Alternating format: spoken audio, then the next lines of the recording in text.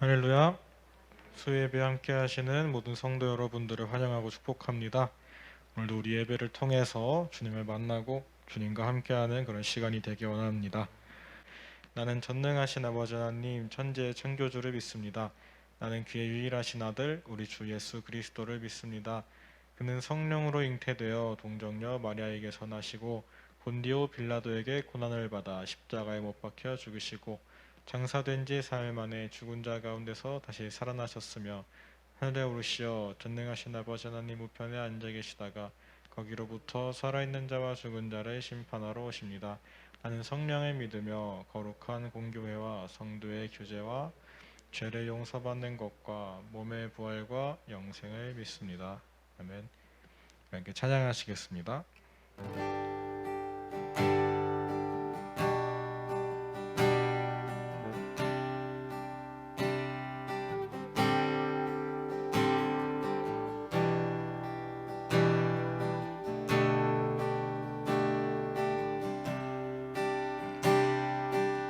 주 안에 있는 나에게 주 안에 있는 나에게 딴 근심이 있으랴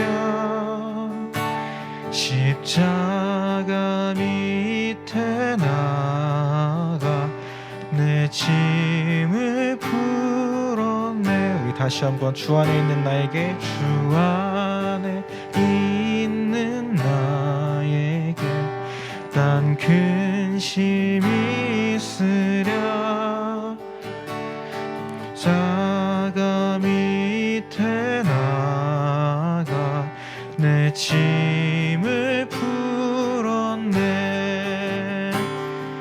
주님을 찬송하면서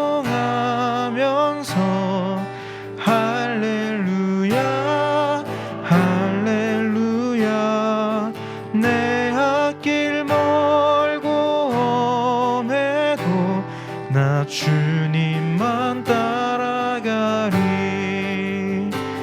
그 두려움이 변하여 내 기도 되었고 전날의 한숨 변하여 내 노래 되었네. 주님을 찬송하면서 할렐루야 할렐루야 내 앞길 멀고 험해도 나 주님만 따라가리. 내 주는 자비하셔서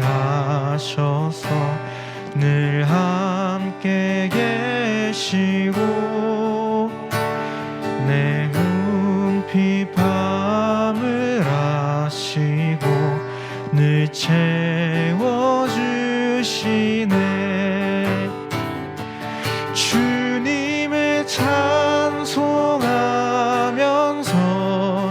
할렐루야 할렐루야 내 앞길 멀고 험해도 나 주님만 따라가리. 내 주와 맺은 언약을 영불변하시니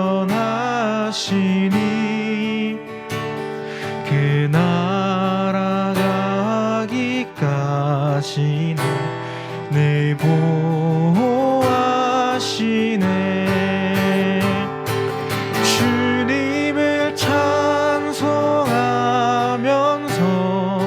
할렐루야 할렐루야 내 앞길 멀고 험해도 나 주님만 따라가리. 주님을 찬송하면서 주님을 찬송하면서 할렐루야 할렐루야 내 앞길 멀고 주님만 우리 다시 한번 고백합니다. 주님을 찬송하면서 주님을 찬송하면서 할렐루야 할렐루야 내 앞길 멀고 험해도 나 주님만 따라가리. 주님을 찬송하면서 할렐루야 할렐루야 내 앞길 멀고 험해도 나 주님만 따라가리.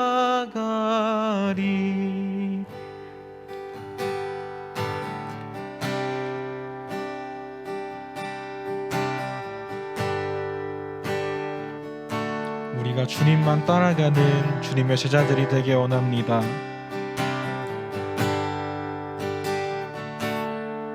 이렇게 고백합니다. 오늘 이 자리에 모인 우리, 오늘 이 자리에 모인 우리, 어린 양 예수 따라가는 무리 되게 하소서. 성령의 충만한 임재 안에 어둡던 우리 눈 밝아져서 주를 보게 하소서. 당신의 겸손함, 당신의 거룩함, 당신의 정직함 우리에게 보이사 내 안에 교만함, 내 안에 천박함, 내 안에 거짓됨 모두 벗어버리고 어린 양 예수 따라가는 무리 되게 하소서. 우리 처음부터 고백합니다. 오늘 이 자리에 모인 우리, 오늘 이 자리에 모인 우리, 어린 양 예수 따라가는 무리 되게 하소서. 성령의 충만한 임재 안에 어둡던 우리 눈 밝아져서 주를 보게 하소서. 당신의 겸손함, 당신의 겸손함, 당신의 거룩함, 당신의 정직함 우리에게 보이사 내 안에 교만함, 내 안에 천박함, 내 안에 거짓됨 모두 벗어버리고 어린 양 예수 따라가는 무리 되게 하소서. 당신의 겸손함, 당신의 겸손함, 당신의 거룩함, 당신의 정직함 우리에게 보이사 내 안에 교만함, 내 안에 천박함, 내 안에 거짓됨 모두 벗어버리고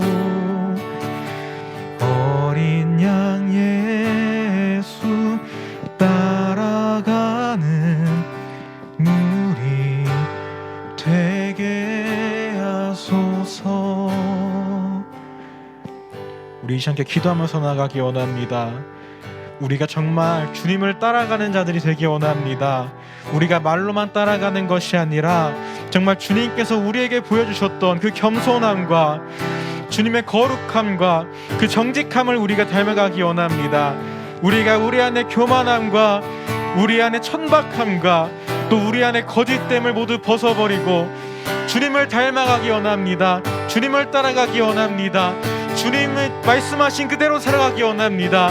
우리 기도 제목을 놓고 주님 한번 외치고 기도하시겠습니다. 주여!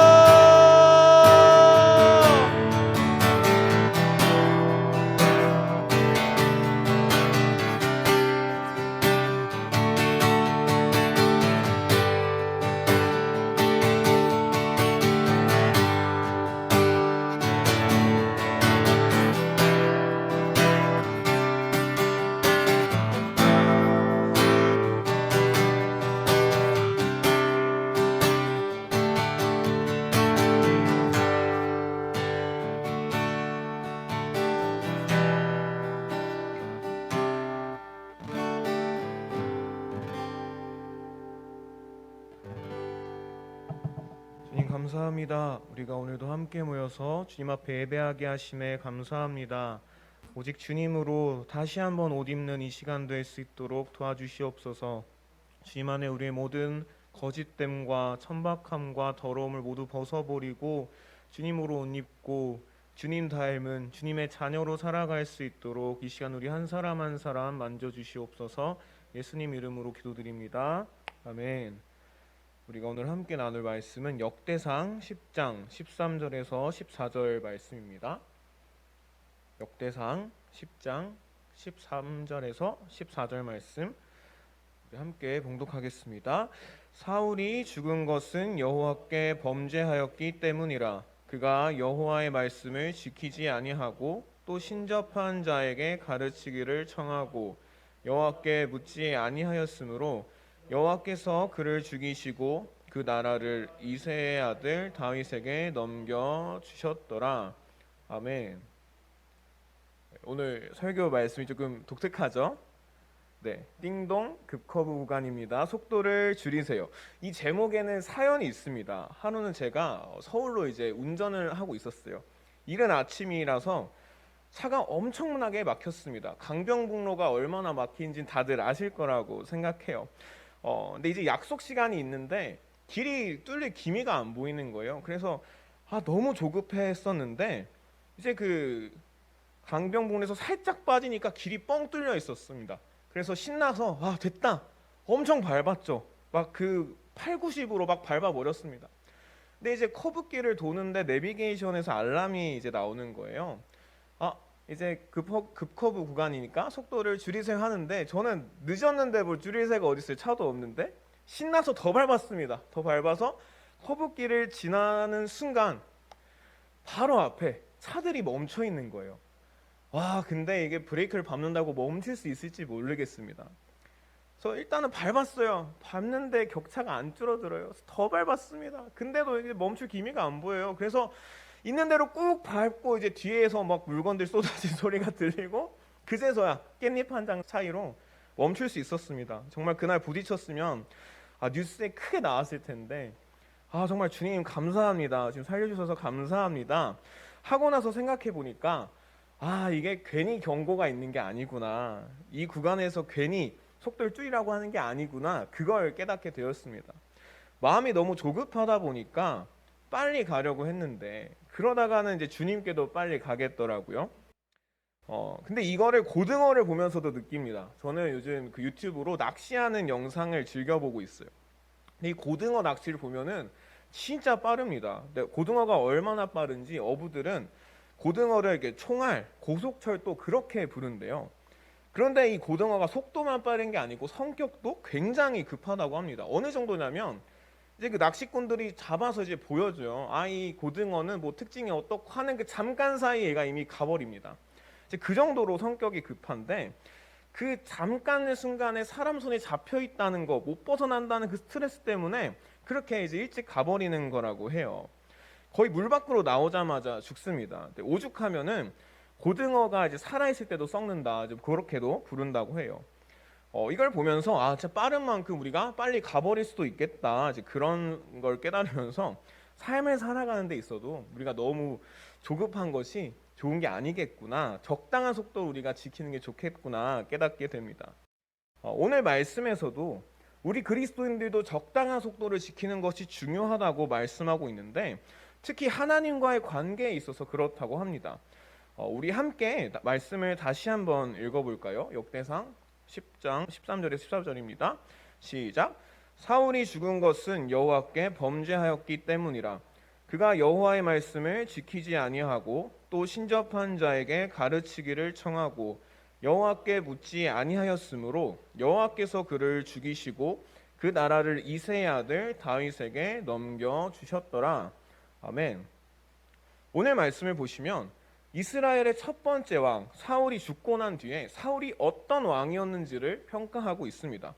우리가 위인전 같은 그 책들을 보면은 마지막에 그 사람의 생애에 대해서 평가를 하죠. 예를 들면 세종대왕의 위인전에는 세종대왕은 백성들을 사랑하는 굉장히 어진 왕이었습니다, 뭐 이런 문구들이 들어가 있죠. 그럼 역대기는 사울을 어떻게 평가하고 있나 보니까 오늘 본문 말씀에 사울은 여호와의 말씀을 지키지 않고 신접한 자에게 가르치기를 청하고 여호와께 묻지 않았다, 그렇게 평가하고 있습니다. 심지어는 그런 이유들 때문에 죽었다고까지 말하고 있습니다. 완전 혹평을 하고 있죠. 이 정도면 최악이라고 해도 과언이 아닙니다. 저희가 생각해 봤을 때 이스라엘의 첫 번째 왕으로 세워질 정도면 하나님께 굉장히 인정받은 사람이라는 건데, 이스라엘 사람 중에서 제일 나은 사람이었다는 걸 텐데 왜 사울은 끝에 가서 이런 평가를 받게 된 걸까요? 그 원인을 한번 찾아보려고 합니다. 사울이 이스라엘의 그 왕이 되었을 때는 블레셋이라는 나라 때문에 굉장히 골치를 앓고 있던 때였죠. 전쟁이 굉장히 자주 일어났던 때입니다. 이스라엘의 그 전쟁에는 특징이 하나 있는데, 바로 하나님이 함께 하시면 이기고 하나님이 함께 하시지 않으면 진다는 것입니다. 그래서 전쟁을 하기 전에는 꼭 하나님께 여쭤봤죠. 하나님, 우리가 싸울까요? 멈출까요? 어떻게 할까요? 사울왕의 시대에는 그 물어보는 역할이 사무엘이라는 선지자에게 있었습니다. 사무엘 선지자가 하나님의 뜻을 구하고 받아서 왕에게 전하면 왕은 그것을 따라서 백성들을 이끄는 방식이었죠. 처음에는 이게 잘 이루어졌습니다. 그래서 하나님의 이끄심을 따라서 블레셋에게도 승리를 거두고 있었죠. 그런데 어느 날 블레셋 사람들이 또 쳐들어왔는데 이번엔 수가 꽤 많습니다. 블레셋도 이제 얻어맞다 보니까 좀 열이 받은 것 같아요. 이스라엘 사람들이 보니까 이건 못 이길 것 같아요. 있는 뭐 병사 없는 사람들 다 모아온 것 같습니다. 그래서 어떤 사람들은 숨기도 하고 도망치기도 하고 그럴 정도로 분위기가 완전히 꺾여 버렸죠. 근데 그 사울 왕이라고 뭐가 다르겠습니까? 왕이라고 뭐 좀 더 자신감이 있었을까요? 똑같았을 겁니다. 마음이 막 조마조마하죠. 그래도 여태까지 하나님 덕분에 힘든 싸움도 잘 이겨내 왔는데 이번에도 괜찮지 않을까, 이런 생각은 있어요. 자, 그럼 우리가 지금까지 했던 대로 해야죠. 사무엘 선지자가 와서 하나님께 여쭤보면 하나님이 어떻게 해라 하시고 사울 왕은 그대로 하면 됩니다. 그런데 문제는 사무엘 선지자가 아무리 기다려도 안 오는 거예요. 약속한 시간이 되어도 안 옵니다. 그럼 좀 더 기다려봐야지. 그래도 오지 않습니다. 그럼 백성들이 어떨까요? 더 불안해하죠. 야, 이거 도망간 거 아니야? 지 먼저 도망간 거, 이런 생각했을 거예요. 그럼 사울은 어땠겠어요? 나름 대장인데 내가 이 사람들 이끌고 괜찮다고 막 다독이다가도 야, 이거 진짜 큰일 났다. 마음이 점점 더 조급해지고 불안해졌을 거예요. 사무엘 선지자가 오기 전에 블레셋이 공격해오면 진짜 무방비 상태로 당하는 거잖아요. 그래서 사울이 어떤 선택을 했죠? 큰맘 먹고 스스로 하나님께 제사를 드립니다. 뭐 우리가 항상 말하잖아요. 우리가 마음의 중심이 중요하다, 형식보다 마음이 중요하다 이러는데 뭐 어떻습니까? 왕이 좀 제사 좀 드리면 어때요? 선지자 좀 대신하면 어때요? 그런데 참 타이밍이 묘하죠. 제사가 끝나자마자 사무엘 선지자가 도착했습니다. 사무엘 선지자가 멀리서부터 이렇게 와서 보는데 막 연기가 이미 피어오르고 있고 사람들이 모여 있고 막 이상해요. 그래서 가까이 와 보니까 사울이 뭔가 사고를 친 것 같습니다. 그래서 물어보죠. 아니 폐하 뭐 하고 계세요? 그러니까 사울이 당당하게 말하죠. 아 왜 이렇게 늦으셨어요? 기다려도 안 오게 돼 그냥 내가 제사 드려버렸죠. 이렇게 막 자신감 있게 당당하게 말하고 사울은 사무엘한테 된통 깨집니다. 아주 있는 욕을 다 먹어요. 왜죠? 하나님께 제사 드리는 것은 왕에게 맡겨진 일이 아니었기 때문이죠. 하나님은 그걸 왕에게 하라고 명령하시지 않았습니다. 사무엘 선지자에게 맡기셨죠. 사울이 아니면 너무 급했으면 최소한 뭐 제사장이라도 불러왔었어야죠. 자기가 직접 하면 안 되는 거였습니다. 그건 하나님의 말씀을 어기는 거였죠. 사무엘은 그 자신의 조급함 때문에 하나님의 명령을 어기고 만 것입니다. 그리고 하나님을 앞서간 사울은 그 벌로 그 가문이 영원히 왕으로 있지 못할 것이라는 경고 역시 받게 되었습니다. 그래도 당장 왕에서 쫓겨나지는 않았어요. 이거는 은혜고 또 다행이라고 할 수 있죠. 근데 이렇게 혼나면 보통은 어떻게 합니까? 이게 좀 만회해 보려고 노력할 텐데 이게 또 사울에겐 부담감이었나 봐요. 이후로 완전히 맛이 가버리고 맙니다. 이런 큰 실수를 계속 저질러요. 하나님이 고기를 핏째 먹지 말라고 하셨음에도 불구하고 백성들이 배고프다고 핏째 먹으라고 막 강요하고 전쟁에서 아무것도 챙기지 말라고 했는데 하나님께 드린다는 핑계로 다 끌어오고 그렇게 자꾸 하나님보다 앞서가는 모습을 보이죠. 그렇게 계속해서 하나님의 말씀을 어깁니다. 오죽하면 그 모습을 보던 사무엘 선지자가 너무나 속상해서 이렇게까지 말합니다. 15장 16절 보시면 사무엘이 사울에게 이르되 가만히 계시옵소서. 가만히 계시옵소서. 제발 좀 가만히 있으라는 거죠. 뭐가 그렇게 자꾸 급해서 엑셀을 그렇게 확확 밟느냐는 거예요. 속도 좀 줄이라는 것입니다. 그러면서 이렇게 말하죠. 15장 17절에 사무엘이 이르되 왕이 스스로 작게 여길 그때에 이스라엘 지파의 머리가 되지 아니하셨나이까. 쉽게 말하면 이런 거죠. 처음에 왕이 될 때만 해도 안전운전 하시지 않았습니까? 속도 잘 지키지 않았습니까? 남들이 막 뻥 뚫렸으니까 확확 밟으라고 해도 규정 속도 잘 지키지 않았습니까? 근데 지금은 도대체 왜 그러십니까? 사무엘 선지자가 이렇게 안타까운 마음으로 말을 해도 사울은 반성하기보다는 변명하기 바쁩니다.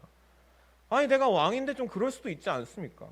이 정도는 해야 내가 왕으로서 좀 까오가 살지 않습니까? 근데 내가 잘못했어요. 잘못했는데 이렇게 막 백성들 앞에서 혼내지 마시고 그냥 기나 좀 살려주고 가십시오. 내가 그래도 왕인데. 이런 모습을 보여주고 말죠. 오죽하면 사무엘상에는 사울을 향해 이렇게 말하기까지 합니다. 15장 35절 보시면 사무엘이 죽는 날까지 사울을 다시 가서 보지 아니하였으니 이는 그가 사울을 위하여 슬퍼함이었고 여호와께서는 사울을 이스라엘 왕으로 삼으신 것을 후회하셨더라. 하나님께서 후회하실 정도로 사울이 망가진 모습을 보여주고 만 것입니다. 그럼에도 불구하고 우리의 사울은 불하지 않고 계속해서 죄를 저지르죠. 사울 왕이 잘못한 걸 다 살펴보자면 아마 한 2주 정도는 우리가 수련회를 열어야 될지도 모르겠습니다. 그런데 그러다가 그 중에서도 가장 큰 사건이 터져버립니다. 그게 뭐냐면 바로 신접한 자를 찾아간 거예요. 요즘 말로 무속인들이라고 하죠. 하나님이 진짜로 싫어하셔서 씨를 말리라고 하셨던 그런 사람들을 사울이 찾아가고 맙니다. 이날도 블레셋 군대가 굉장히 많이 몰려왔던 때예요. 그래서 늘 하던 대로 하나님께 여쭤봅니다. 그런데 물어봐도 하나님이 대답해 주시지 않죠. 큰일 났어요. 그런데 그동안은 사무엘 선지자가 대신 물어봐 주기라도 했는데 이제 그 사무엘 선지자도 곁을 떠나고 말았습니다. 그럼 어떡하죠? 이때 사울이 선택한 것이 바로 신접한 자를 찾아가는 거였습니다. 오늘로 따지자면 제가 또는 우리 목사님이 기도하시다가 하나님 응답이 없으시네 하고 교회를 나와서 점집으로 찾아가는 그런 모양인 것이죠. 근데 이게 얼마나 심각한 거라면 하나님이 정말 싫어하시는 일이란 말이에요. 어느 정도냐면 이게 어느 정도 사건이었냐면 그 신접한 자를 찾아가니까 이 사람이 아니 이 양반이 왜 왔지? 오히려 위하해할 정도로 오히려 놀랄 정도로 이게 참 뜻밖의 일이었단 말이죠. 그러면서 나를 죽이려고 왔나? 근데 또 보니까 또 그런 것도 아니에요. 그럼 왜 왔지? 진짜 여기 왜 왔지? 이러면서 어항이 벙벙해질 정도의 일이었습니다. 완전히 맛이 가버린 사울은 또다시 조급함으로 하나님을 기다리지 못하고 죄를 저질러 버리고 만 것이죠. 사울의 이런 조급한 모습은 그가 죽을 때까지도 계속됩니다. 결국 블레셋 군대와 붙다가 죽을 위기에 처했습니다. 그런데 그 순간에도 사울은 하나님을 찾지 않죠. 그럼 그때 사울이 무엇을 찾았느냐? 자기 자존심 살릴 방법을 찾았습니다. 블레셋하게 잡혀가거나 블레셋 군대 손에 죽으면 이건 진짜 처참할 게 눈에 보이거든요. 모든 사람 앞에서 막 망신당하고 굴욕당하다가 비참하게 죽고 비참하게 최후를 맞이할 게 막 눈앞에 보이니까 부하한테 네가 날 죽여라 그렇게 말합니다. 저렇게 비참하게 죽느니 너가 날 죽여라. 근데 또 부하 입장에서 어떻게 그렇습니까? 전 못하겠습니다 하니까 자기 스스로 목숨을 끊어버리죠.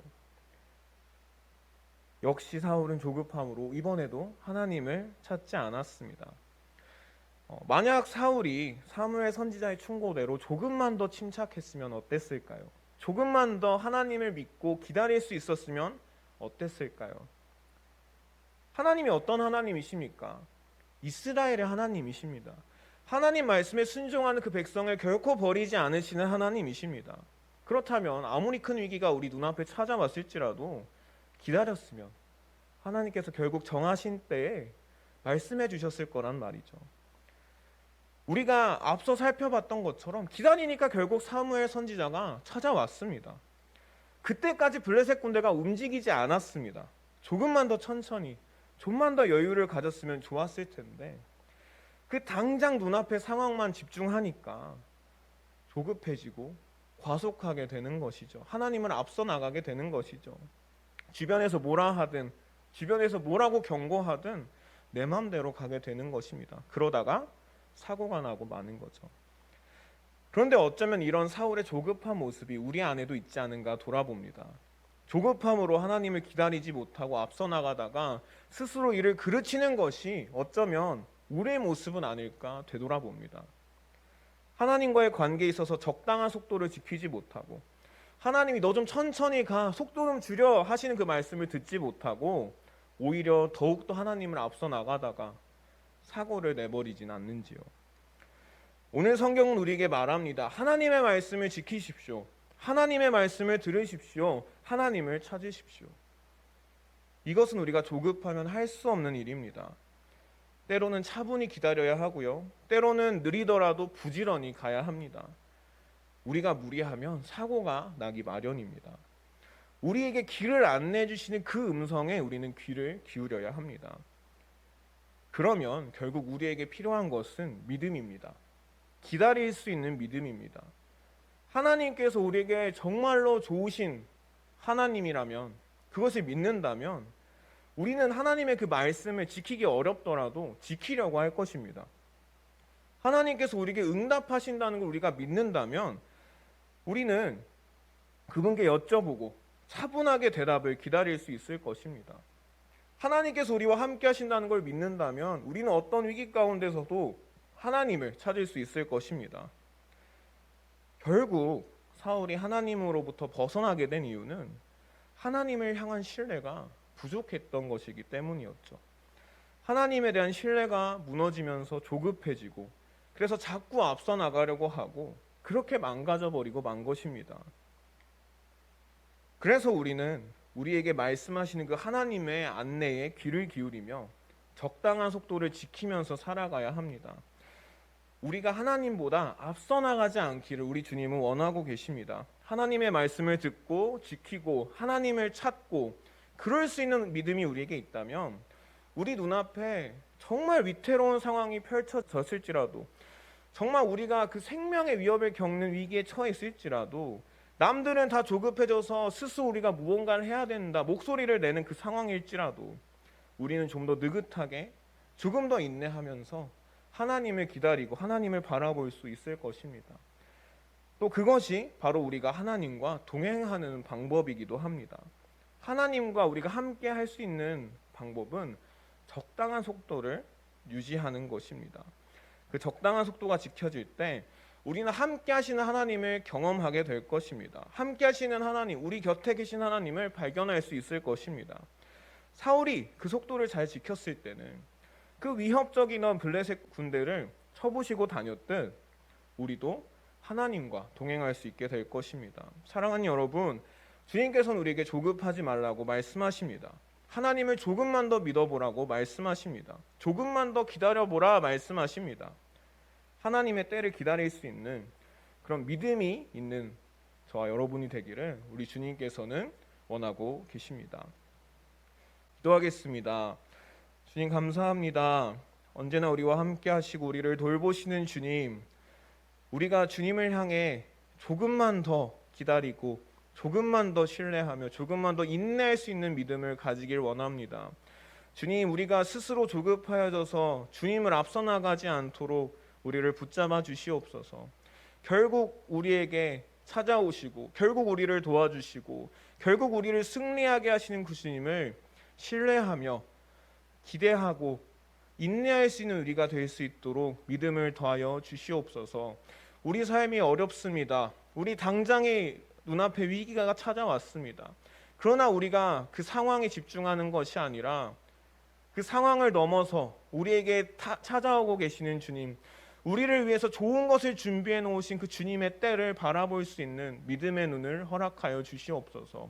그리하여 우리가 주님과 날마다 동행하며 주님을 경험하며 날마다 우리에게 부어주신 그 은혜와 사랑을 경험할 수 있도록 우리 한 사람 한 사람 함께하여 주시옵소서.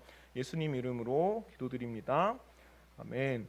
우리 함께 말씀 생각하시면서 우리 공동체를 위해서 또 우리 한국 교회와 또 우리 나라를 위해서 주님 3번 부르짖고 함께 기도하시겠습니다. 주여